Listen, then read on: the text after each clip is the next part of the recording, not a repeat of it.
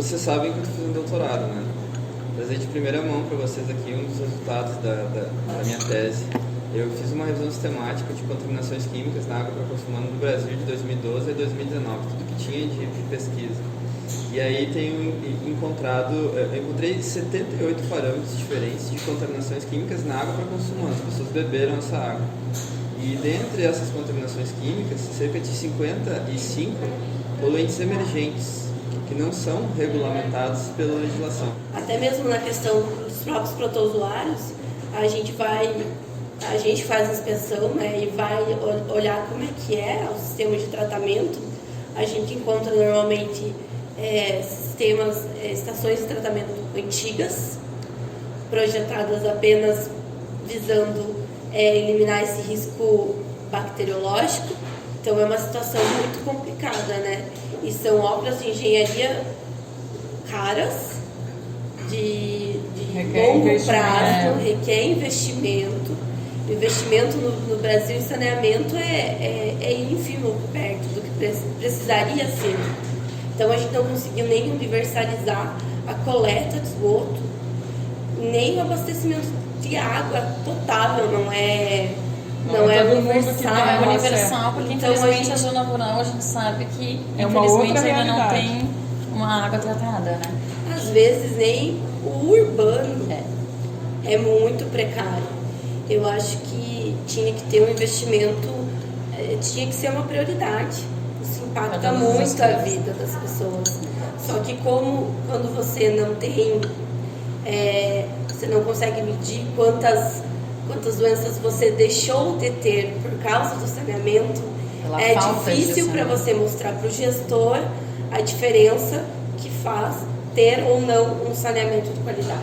Mas eu acho que as estatísticas a gente precisa melhorar nesse aspecto, para você ter ali na tua mão um resultado, um monitoramento. É o que a gente está tentando fazer. Então eu acho que é isso que a Lana está falando. Nós como setor saúde, né? Nós temos que mostrar para os gestores que a falta de saneamento está adoecendo sim a população. E para isso a gente precisa de dados, precisa monitorar, precisa avaliar, ter uma situação de saúde, uma análise de situação de saúde, que eu acho que ainda falta em alguns municípios. Alguns fiscais, enfim, não digo só da parte da vigilância, mas como o próprio pessoal da atenção primária. A gente tem que ter uma articulação maior com a epidemiológica, com a vigilância ambiental, com a sanitária, com a atenção primária, para a gente conseguir reunir esses dados e realmente ter dados suficientes para mostrar para os gestores, não tem saneamento, o pessoal está adoecendo. Eu penso que a gente está tendo aqui um espaço privilegiadíssimo, uma oportunidade de estar conversando, um debate de alto nível. Talvez a gente juntando a população dos 3 estados some 20 milhões de pessoas, mais ou menos. Mas para a gente isso é muito claro. Agora, o nosso nível de conversa, ele talvez tenha uma complexidade, um nível de abstração, de formação, de vivência, de experiência, está trabalhando com isso no dia a dia, que nos faz ser um assunto tranquilo de uma roda de café. Agora, isso está muito distante da população, da realidade da população. Como vocês veem que a gente poderia, talvez, aproximar para que a população estivesse pedindo por isso, né? Por exemplo, eu vejo que nesses 5 anos que eu tenho experiência na vigilância ambiental, um dos maiores desafios são as soluções alternativas coletivas. A gente tem 50% dos 8 mil cadastros que não tem nem desinfecção. E aí, quando chega para conversar com as pessoas, nas comunidades, eu sempre bebi dessa água e nunca deu nada. Então, por tu, Cardinale, que está bem mais próximo disso, como tu avalia essa questão do desafio, da cultura das pessoas em relação ao setor saneamento? É um baita desafio. É uma experiência assim que vai fazer 2 anos que eu estou no estado. É difícil tu convencer o gestor, imagina a população, onde tu vai falar da questão da importância de ter uma água tratada. E aí eles falam para você assim, mas o cloro é veneno e o agrotóxico é remédio. E aí como que a gente vai tirar toda essa informação técnica e abordar numa linguagem mais tranquila? Então esse ano na regional, assim, a gente dá muita prioridade para as estações de tratamento, sistemas grandes, mas a gente dá uma visão menor para a zona rural. Então, esse ano, na 18ª, eu estou tentando ter uma visão maior para soluções alternativas coletivas, exatamente para ver quais são as condições que esses poços se encontram, os reservatórios. Eu tenho um município que ainda o reservatório é de ferro e o ferro está oxidado, então tu imagina a qualidade da água daquilo, entende? E atender o padrão de potabilidade, as análises mensais, que é bem diferente quando tu cobra de um prestador grande, né? De uma Corsã, por exemplo, no caso do Rio Grande do Sul, ou as outras autarquias. Mas, assim, é um desafio que eu acho que a gente tem que construir um plano de trabalho e tentar resolver a situação. Claro, não vai ser de curto prazo, vai ser uma coisa a longo prazo. O que não pode acontecer é a gente saber do problema e se tornar omisso porque o secretário não quer fazer a parte da articulação com o prefeito, contratar uma empresa e fazer a desinfecção. Eu acho que nós, como representante do SUS, eu acho que a gente está prestando serviço não é para a gente está atendendo uma população. Eu acho que é difícil, mas não é impossível. Então essa é a minha opinião assim em relação a tentar avançar nessa parte das soluções alternativas coletivas. Mas eu acho que, além disso, a gente tem que saber comunicar à população o risco. É muito difícil.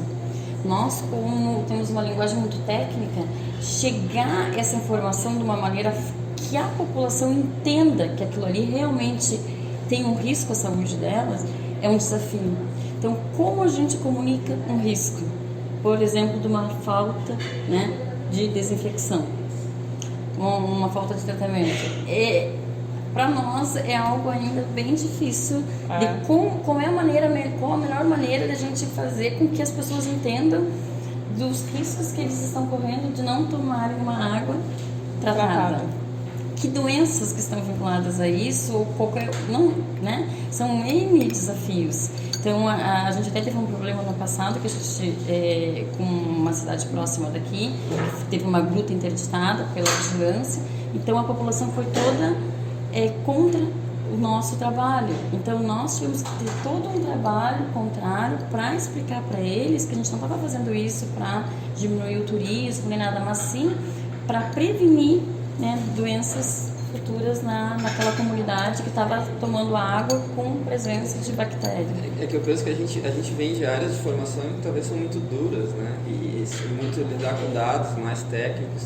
E essa parte de comunicação, de risco e de entrar em contato com a população precisaria de expertise de outros profissionais da área de comunicação, talvez jornalistas, relações públicas, e para poder ajudar com esse desafio.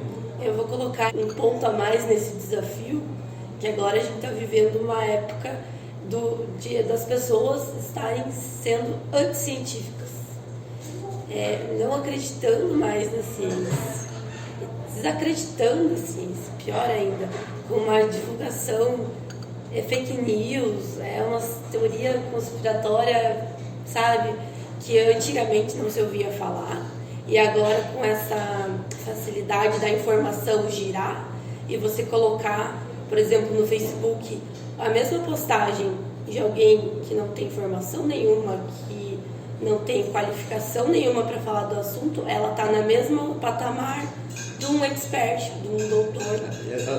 Às vezes com raio de alcance até maior. Até maior. Exatamente. Uhum. E por quê? Porque simplifica a linguagem. Simplifica a linguagem, simplifica o problema, simplifica a solução. Então ela é sedutora. Uhum. É muito mais fácil ouvir alguém que está falando algo que não é verdade, mas que tem uma linguagem tem mais uma fácil. linguagem. A pessoa vai acreditar muito mais nessa pessoa do que nós, que vamos lá falar 1 milhão de termos técnicos e que não temos realmente essa expertise, essa expertise da comunicação. A gente é técnico para fazer uma coisa muito específica. A gente não sabe comunicar o nosso trabalho. Eu já falei muitas vezes na secretaria, até o meio de comunicação. Não adianta imprimir panfleto. Ninguém mais lê panfleto. Você tem que divulgar nos canais onde as pessoas estão. O WhatsApp. Isso. Nas redes sociais. Redes sociais, YouTube. Isso é uma coisa que eu sinto falta nesses redes sociais. Informações de qualidade sobre esse assunto de forma fácil de entender. Uma linguagem simples. Uma linguagem simples, popular.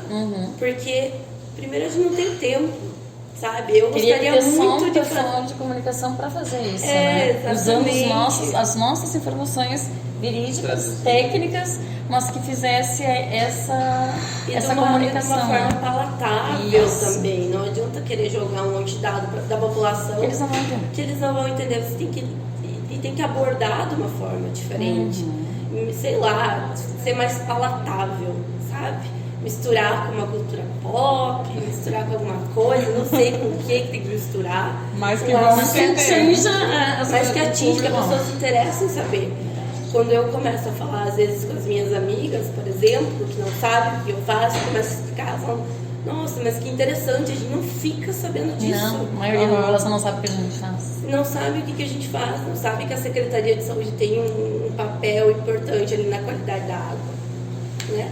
Ainda mais quando a gente trabalha na vigilância, né? Na realidade, quando fala trabalha na vigilância, é uma versão. Que é só fiscalizar, que é só fechar alimento. É só fechar as coisas. Não é assim, né? Tem todo um trabalho de prevenção. Mas acho que teve uma época em que a vigilância andava até armada, né? Chegava nos estabelecimentos, Mas tocava mudou na muito porta. o perfil do fiscal. Era né? policialista. Só que eu não sei se essa imagem da vigilância ainda não é reflexo desses tempos, né? Em termos Com de certeza. Mas isso quem tem que mudar somos, né, nós que estamos aí começando, né, uma carreira, e eu acho que tem que mudar esse perfil. Tem que usar o bom senso acima de tudo. Tu falou a palavra-chave. É o bom senso. Então eu não vou exigir de uma empresa maior, enorme, de uma multinacional mesmo, que eu vou lá de uma comunidade carente. Então vai exigir sim, a norma é a mesma, a legislação é a mesma, mas vai ter critérios diferenciados, uma abordagem diferenciada.